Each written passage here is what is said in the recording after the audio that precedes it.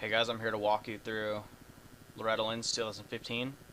Day 1, Kyle Watts went to work on this track. He actually made 3 different versions for all 3 motos. The first set of motos is going to be on July 16th. Second set of motos on July 21st. And day 3 is going to be July 23rd. This is on day 1. Day 2, the skies opened up and definitely made a challenging and muddy, ruddy, slippery racetrack. And day 3 is sunset themed, red skies. Gonna be a good race to close out the series. Anyways, let's get started with the lap. Nice big starting line here at Loretta Lynn's. Pretty even all the way across for getting the whole shot. You can make it work pretty much anywhere if you get a good jump. Big smooth first turn. Lots of optionals on this track, inside, outside. Nice ruts on this track. Really technical, really rough. A lot rougher than previous years, a lot rougher than last year's version especially. Under the Red Bull arch. Nice corner right here. Lots of lines. Really rough section right here. Really easy to get kicked around in. 10 Commandments this year is really technical. As you can see, they're not all consistent. I mean, almost ended right, they're just doubling. Lots of lines through here. Another one, the inside outsides. I think outside's a little bit smoother. Maybe not faster, but smoother. Really technical rollers. This section's really rough. Back section of the track. Nice wall jump that he added in. You cannot jump over it, so that's good. No ridiculous lines on this track. Into the race tech triple. Kind of the technical supercross style section. Tabletop into a really rough sand section. Before it was just rollers, and he went through and made it really technical and kind of hard to find a good smooth line through there that's fast. Another inside single or outside. He made it really good. Insides aren't too fast, you really have to slow down, but outsides kind of make up for it. It's going to be all preference on that. I don't think any inside or outside is any faster, just what you prefer. Leading up into the sweeper next to the finish line section.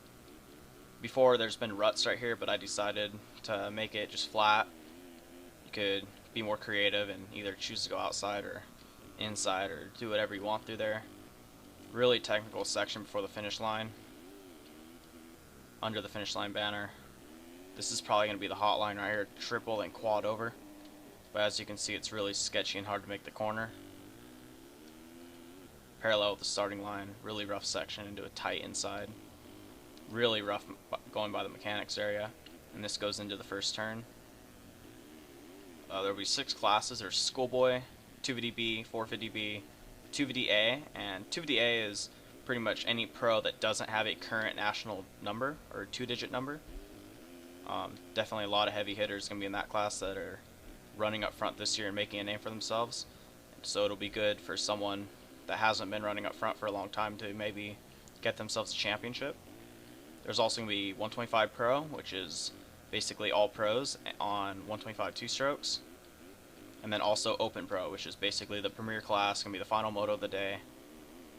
And it's going to be the heavy hitters of the game. And that's going to be a really tough class to win, especially with the muddy version.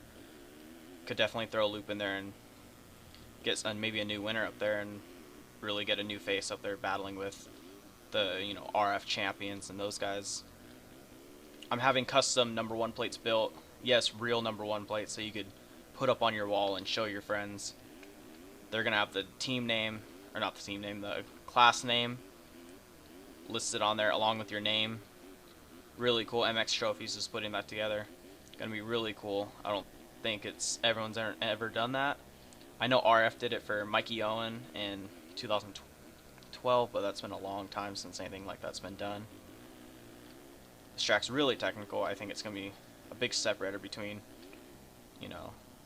the men from the boys, so to speak.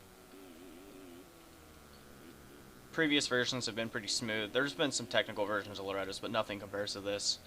I put a lot of time and work into this. Kyle Watts especially, he's done a great job getting these tracks together. Without him, I don't think it would have been possible.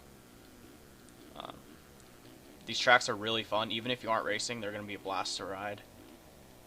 He did a great job. The textures look great. The environment's good. The layout's awesome. Track's rough. It's technical. Has great flow.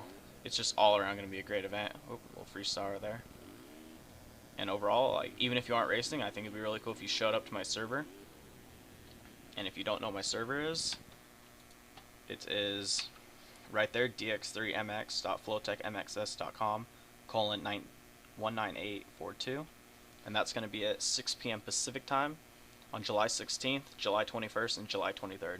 Thanks for watching.